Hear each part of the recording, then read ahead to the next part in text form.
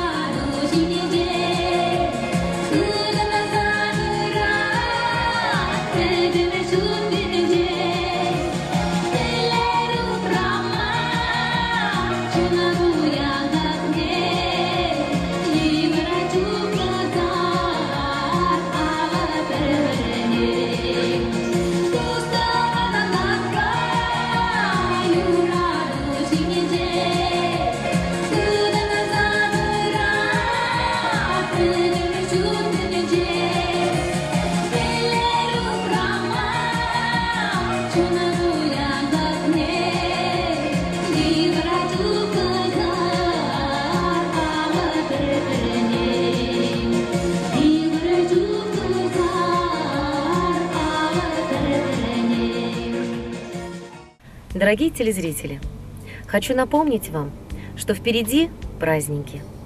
День влюбленных 23 февраля и 8 марта. Вы можете смело приходить к нам в студию и заказывать поздравления вашим дорогим и близким людям. А я с вами прощаюсь, желаю вам здоровья, добра и удачи.